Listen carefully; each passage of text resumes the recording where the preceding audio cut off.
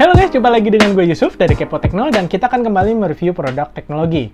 Dan salah satunya adalah produk yang ada sudah di depan kita ini. Sebelumnya bantu kami dengan klik like dan subscribe channel Kepo Tekno agar kedepannya kami bisa mereview produk teknologi lainnya.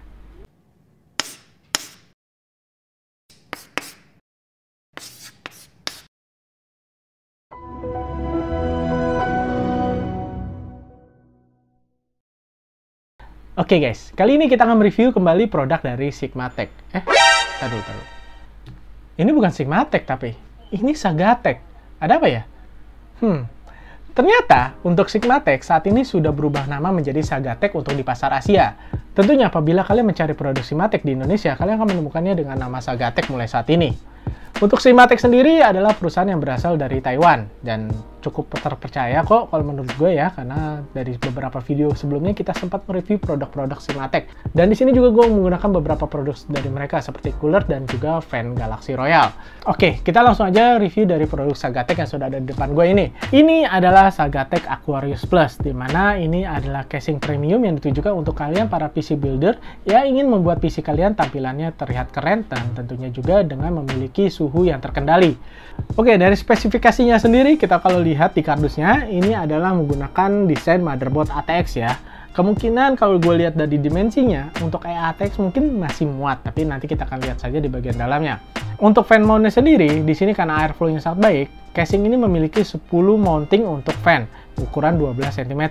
Tentunya apabila kalian ingin menggunakan radiator, untuk Aquarius Plus ini bisa menampung sampai 3 radiator. Karena kalau gue lihat, untuk kipasnya sendiri di sini memuat 3 di bagian samping, 3 di bagian atas, dan 3 di bagian bawah.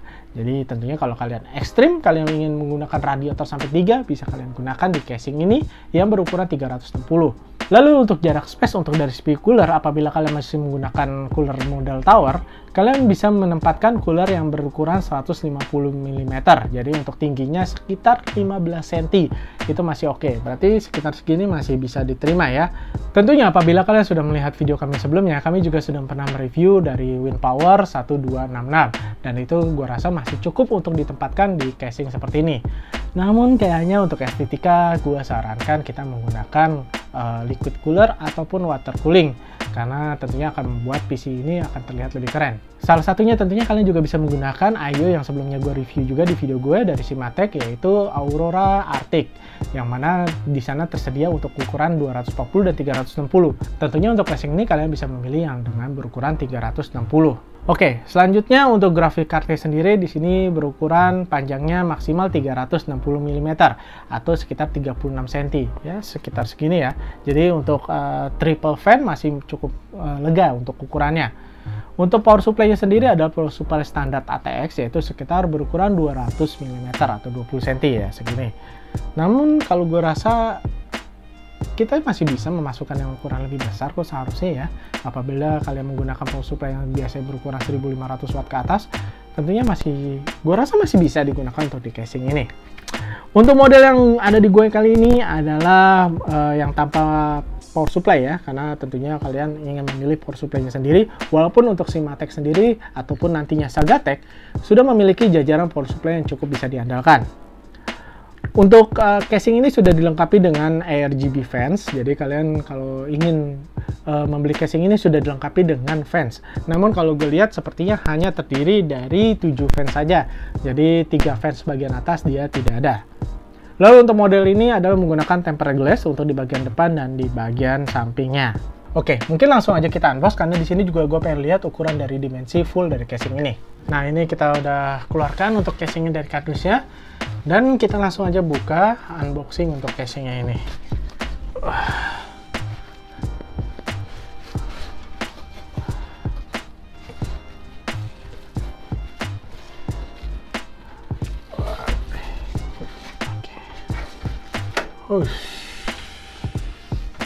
Wah, gila sih ini.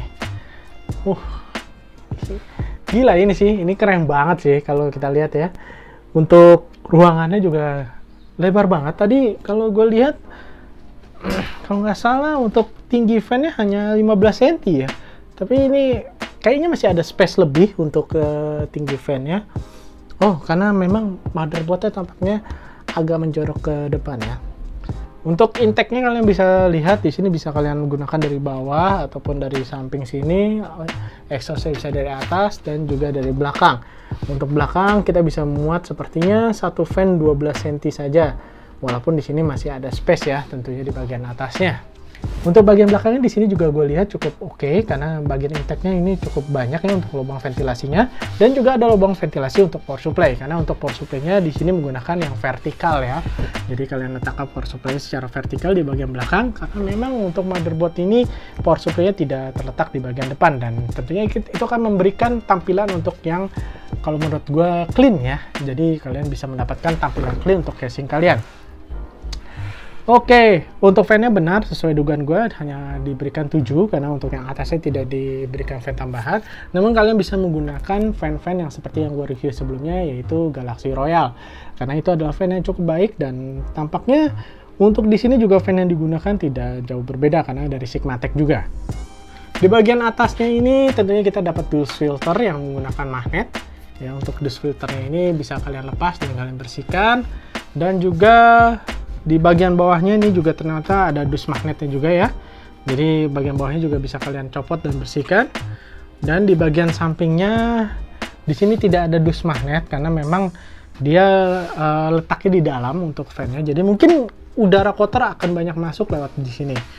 Kecuali kalian mungkin nanti bisa merubah sistemnya menggunakan untuk bagian atas untuk intake, bawah untuk intake, dan untuk exhaust-nya ada di bagian belakang. Tapi pengalaman gua adalah udara panas selalu di atas. Jadi kalau kalian menggunakan exhaust-nya di bagian belakang samping seperti ini, tentunya tidak maksimal seperti kalian menggunakannya di atas. Karena memang udara panas itu tentunya selalu ada lebih ringan dibandingkan udara dingin. Jadi selalu posisinya di atas. Untuk di bagian tombolnya sendiri di sini kalau gue lihat ada tombol power, tombol reset, ya ada lampu HDD, lampu power, dan juga ada mikrofon jack terpisah tentunya, dan ada 2 USB 3 dan 1 USB 2. Menarik, tidak ada USB Type-C. Jadi untuk kalian mencari casing yang dengan ada USB Type-C, sepertinya untuk Sigmatech ini belum memiliki USB Type-C. Oke, lanjut lagi kita lihat di bagian belakangnya ya. Di sini kalau kita lihat untuk ukuran motherboardnya memang tampaknya hanya ATX, karena kalau untuk ATX dia akan lebih sedikit di bagian kanannya. Dan kalau seperti itu memang mungkin masih bisa digunakan karena ada space-nya, cuman akan menghalangi sedikit bagian fan-nya. Dan kalau untuk di sini untuk bagian PC port-nya, kalian di sini dilengkapi dengan 7 slot ya. Kalau kalian menggunakan motherboard yang tipikal ATX, memang ada yang menggunakan sampai full 7 slot. Ini bisa kalian buka, dan tampaknya di sini bisa dibongkar pasang, jadi dia tidak harus dirusak. Kalian cukup membuka bautnya dan kalian bisa mencabut dan memasangnya kembali apabila kalian tidak menemukan portnya. Namun sangat disayangkan, sekali lagi di sini tidak ada untuk vertical mount untuk GPU. Jadi gue rasa di sini bisa kalau kalian bolongin dan kalian pasang di bagian samping sini. Namun sayangnya tidak disediakan. Jadi kemungkinan kalaupun kalian ingin menggunakan vertical mount GPU, kalian bisa menggunakan yang ada di sini juga, namun mountingnya kalian modif sendiri. Mungkin kita akan lihat dulu untuk slot kabel manajemen ya, karena untuk membangun PC seperti ini, slot kabel manajemen adalah hal yang paling penting menurut gue agar PC kalian terlihat clean dan tentunya terlihat indah ya. Oke, tentu aja untuk casing selebar ini, slot kabel manajemennya tentunya sangat luas karena power supply kalian letakkan vertikal di bagian sebelah sini, kalian bisa mendapatkan akses untuk kabel manajemennya ke bagian sebelah sini dan cukup oke, dan bisa kalian gunakan sangat rapi karena di sini ada slot-slotnya untuk memasukkan kabelnya, dan tentunya juga tetap ada untuk bagian untuk mengikat kabelnya. Jadi ada untuk kabel ties, dan untuk di bagian atas juga ada lubang untuk ke arah kabel power supply yang 4 atau 8. Lalu juga kita lihat di sini untuk mounting harddisknya ada di sini. Kalian bisa menggunakan harddisk ataupun SSD. Di sini sudah ada labelingnya, tinggal kalian sesuaikan saja. Kalau untuk harddisk mungkin kalian akan menggantungnya secara horizontal, sedangkan untuk SSD kalian bisa menggunakannya secara vertikal. Dan kalau gue lihat untuk di bagian ini memang ventilasinya tidak dilengkapi dengan dust filter, jadi Kemungkinan kalau ini adalah intake, kalian harus sering-sering membersihkan di bagian sini karena akan mengumpul banyak debu. Untuk temperate glass yang digunakan memang dua temperate ya, untuk bagian samping sini dan juga bagian depan. Dan untuk kalian bisa membukanya masing-masing dengan menggunakan baut yang cukup oke sih kalau gue menurut gue, ini bautnya cukup aman.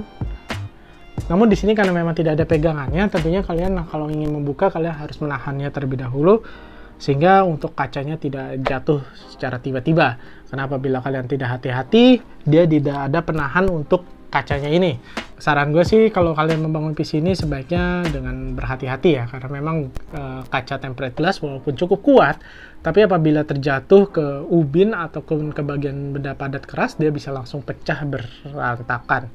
Oke, kalau untuk di sini gue lihat untuk space-nya memang luas banget dan sampai kita nggak usah buka tempered glass-nya ya, karena memang sudah terlihat jelas banget. Nanti kita akan lihat di B-roll-nya. Dan